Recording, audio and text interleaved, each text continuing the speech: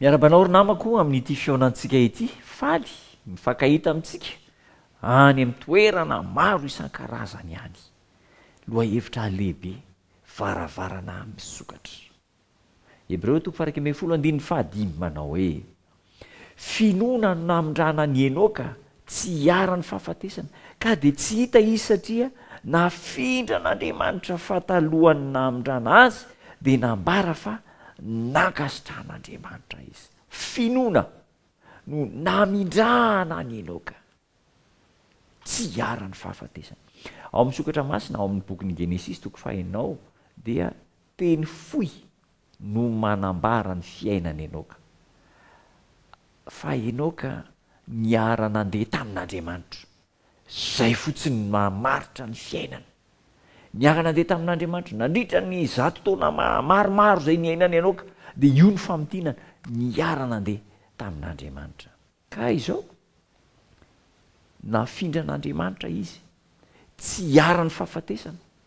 Enoka zany ny olombelona tsy niara-ny fahafatesana tamin'ireo taranaka rehetra nifandimby teto amin'izao tontolo izao sy izay olona any amin'ny taranaka farany alohan'ny fahatongavan'i Jesosy Kristy. Ao amin'ny Tesaloniana 2:4-7 misy teny manao hoe fa izay maty ao amin'ny Kristy no atsangana aloha ary rehefa afaka izany isika izay mbola mitoetra no akarina hiaraka aminy ho any amin'ndrahona any amin'ny habakabaka dia ho any amin'ny tompo mandrakariva isika. Izany hoe ny heviny zany dia zao isy taranaka mifandimby mandrakariva eto amin'ity tany ity zay teraka zay maty mifandimby foana ka possible hoy ny fitenitsika ilana tsiny isy taranaka tsy andalo fahafatesana any amin'ny farany any amin'ny fiverenan'i Kristy dia ireo olona ireo lay atao hoe mijoro mahatoky ary reo zay nahatoky tamin'ny fanaranan'i Kristy dia tsy andalo fahafatesana mitovy amin'ny Enoka. Mety ho ianao zany, mety ho iza zany faniriantsika hoe mba tsy handalo fahafatesana fa nijerentsika dia zao nitoetra ny Enoka tsy nandalo fahafatesana fa niara nandeha tamin'Andriamanitra dia nafindra n'Andriamanitra amin'ny toerana ametrahana eo ampiandrasana ny fiverenan'i Jesosy Kristy. Niara nandeha tamin'Andriamanitra Enoka, nanana fifandraisana eti-dety tamin'Andriamanitra izy ary nitoetra teo amin'ny rivom-piainan'ny lanitra ny fiainany Enoka. Miaraka amin'ny tenin'Andriamanitra eny an-tanany isan'andro izy. Ianao ihany koa, izaho ihany koa isika afaka manao toy ny nataony Enoka dia miara mandeha amin'Andriamanitra. Raha toa ka tsy maintsy hanoratra boky eo amin'ny tantaram-piainantsika isika hoe izao ny tantarantsika ho soratana eto amin'ity fiainana ity, inona no tantara tiana ho soratana eo amin'ny pejin'ny fiainanao. Antaony eny Enoka no alaina tahaka.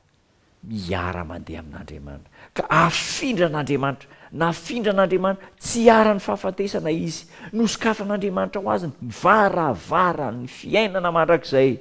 Enoka anisan'ireo olona 4 ao anatin'ny Baiboly izay azo antoka fa voavonjy.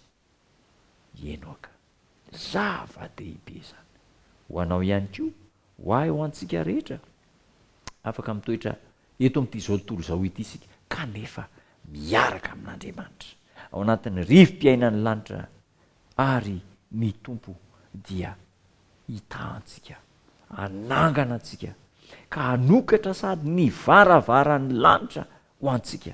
Ao amin'ny Hebreo 12:7 manao hoe ireo rehetra ireo na dia nahazo laza tsara noho ny finoana aza dia tsy nandray ny teny fikasana.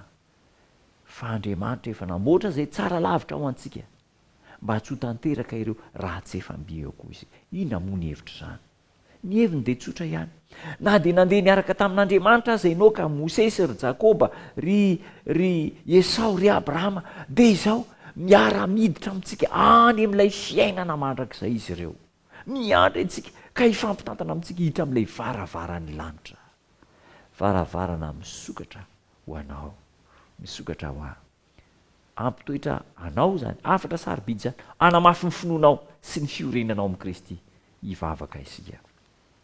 Misaotra tombo tsara satria tia anainao, misaotra satria mpamela heloka, misaotra satria na dia ankehitriny aza dia efa manokatra ny varavaran'ny lanitra ho an'ny zanako tsiraray avy ianao. Tompo, ome hoery zay noho ny fahasoavan'i Kristy mba ho toetra mahatoky aminao, ka ho tahaka ny fiainany enoka ny fiainanay mandeha tsy tapaka miaraka aminao mandritra ny fiainanay.